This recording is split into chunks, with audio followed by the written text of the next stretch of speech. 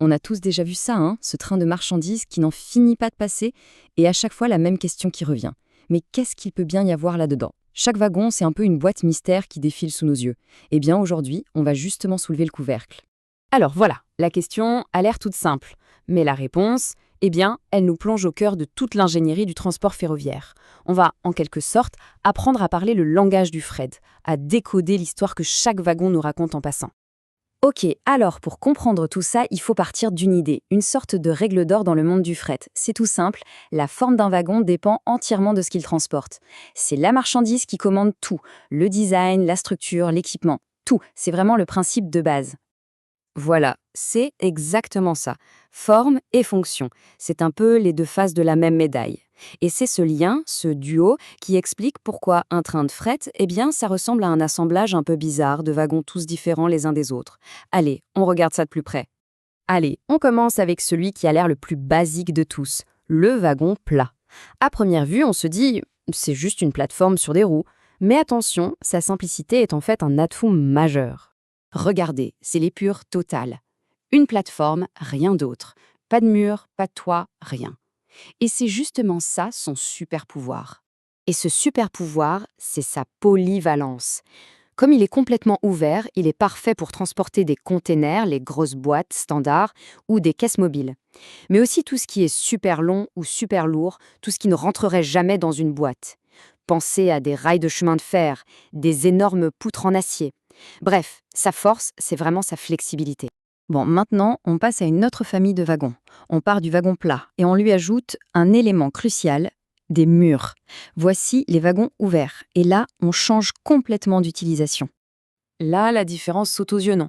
On a des parois, assez hautes même, mais toujours pas de toit. Pourquoi? Eh bien, la raison est hyper simple. Tout est pensé pour être chargé par le haut. On imagine facilement une grue ou un silo qui vient déverser son contenu directement dedans.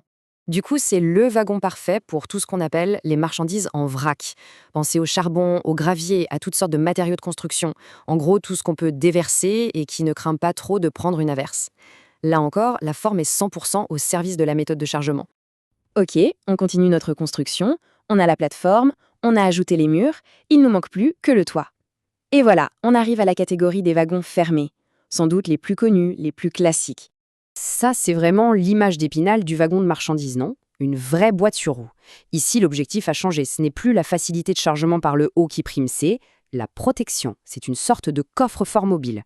Du coup, son utilité est évidente. Il sert à transporter tout ce qui doit absolument rester au sec et en sécurité. Bien sûr, les produits qui craignent à la météo, mais aussi plein d'autres marchandises qui sont déjà emballées, par exemple sur des palettes. Il protège de la pluie, de la neige, mais aussi du vol, bien sûr. On arrive maintenant au plus spécialisé de la bande, celui qui change complètement de forme parce qu'il ne transporte rien de solide. Je veux parler, bien sûr, du wagon citerne. Sa forme, là, on ne peut pas la rater. Ce cylindre, c'est sa signature. Ce n'est plus une caisse, c'est un véritable réservoir sur rail. Et cette structure, elle est pensée pour supporter la pression de ce qu'il y a dedans, que ce soit des liquides ou des gaz. Ici, pas de place à l'improvisation, chaque soudure, chaque valve compte. Et qu'est-ce qu'on met là-dedans? Eh bien, des liquides, des produits chimiques, du pétrole ou même des gaz. Et bien souvent, il s'agit de matières dangereuses. C'est d'ailleurs pour ça que leur design est si particulier, si costaud. L'objectif numéro 1 ici, c'est le confinement. Total, absolu. Et ça, attention, c'est un point super important. Justement parce qu'ils transportent des produits parfois dangereux, ces wagons ne sont pas des wagons comme les autres. Ils obéissent à des règles de sécurité hyper strictes. Ça concerne le freinage, qui doit être plus performant, l'attelage entre les wagons, qui est souvent renforcé pour éviter la moindre casse. Bref, on ne plaisante pas avec la sécurité de ces réservoirs roulants. Alors, si on résume tout ça, on vient d'apprendre les bases d'un tout nouveau langage, le langage du fret. On a vu que chaque forme de wagon est comme une lettre dans un alphabet bien particulier. Ce petit tableau résume tout ça à la perfection. Le wagon plat, c'est simple. Plateforme ouverte, donc polyvalence. Le wagon ouvert avec ses hauts murs, c'est le roi du vrac. Le wagon fermé, la boîte intégrale, c'est la protection avant tout. Et le wagon citerne, ce réservoir cylindrique, son seul et unique but, le confinement. 4 formes, 4 fonctions, on ne peut pas être plus clair. Et cette image, elle parle d'elle-même, non? D'un côté, le wagon plat, c'est l'ouverture, la flexibilité.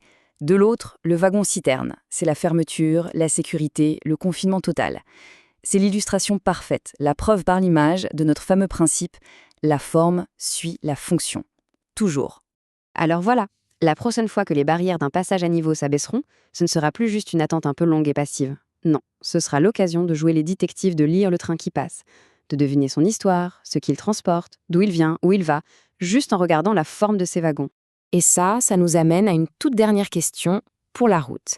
Avec les nouvelles technologies qui arrivent, les nouvelles marchandises à transporter, les nouvelles exigences écologiques, à quoi ressemblera le wagon de demain?